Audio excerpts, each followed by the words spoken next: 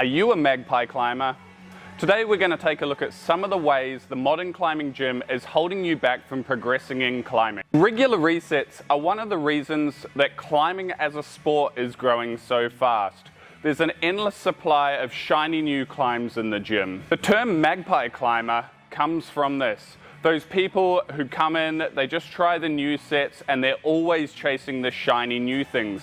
They never end up with any projects that are actually going to challenge them to grow. There's a lot of positives to weekly resets. There's an endless supply of new moves to come in and try.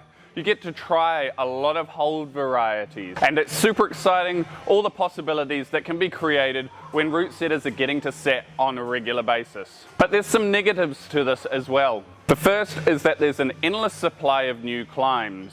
So you could be working on a project, maybe you get a bit frustrated, maybe you decide that you feel a little bit too tired to carry on, and so you end up going to the new reset and trying all of the medium grade stuff that feels challenging now that you're tired. This leads you to never really putting any quality time or a good amount of time into projects that are actually hard for you. A good way to counteract this is to set yourself up with a warm-up that's standardized for you. The second way is, once you've got your warm-up, pick your hard projects that you're going to work on today.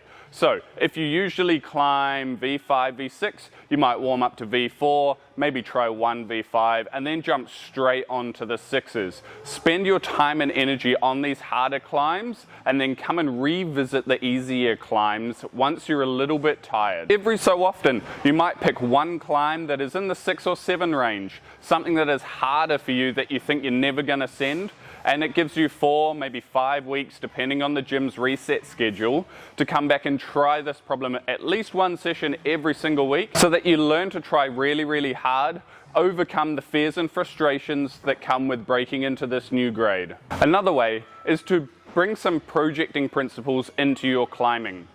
The 6 attempt rule is a great way to challenge your 1 or 2 attempt mentality and start building yourself up to having good quality goes at hard boulders for yourself. Here's how it works. Once you've picked your project, you have 6 attempts at a minimum before moving on to any other move or any other climb.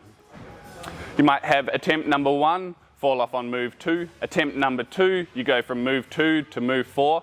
This is progress. So that 6 attempts restart. In that scenario, we're looking at move by move progress. When you're picking something that is truly hard for you, you might be stuck on one move.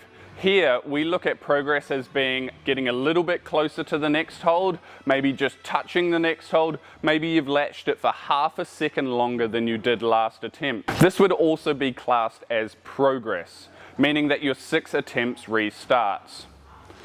If you've had your 6 attempts, you haven't made any progress, this could be a good opportunity to move on to another move on the climb and start dialing in the rest of it, building your psych levels so that you come to the point where you might only have one move left to do on the climb, and then it really drives you to perform on this one move. If you've had enough of this climb for today, you use your 6 attempts up and then you move on to another climb, another project, or maybe going into some repeaters. If you're going to project on something new, we're going to look at instilling the 6 attempt rule on that problem too. As the climbs get harder, we also want to look at increasing and improving our rest time, making sure that you have a drink of water, potentially a snack like a banana, and resting 2, maybe 3, maybe 5 minutes between each attempt on the boulder to make sure that you are recovering well enough to give 100% effort on your next attempt. The 6 attempt rule also has the added benefit of reducing the risks of injury.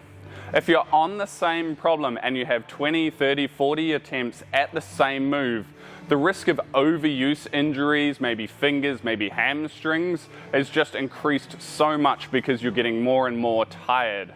Limiting yourself to 6 quality attempts when no progress is made, you're going to reduce the risk of injury, you're going to increase your recovery time as well. So this means that you're going to recover better before your next session and then come back and be able to try even better again on that problem.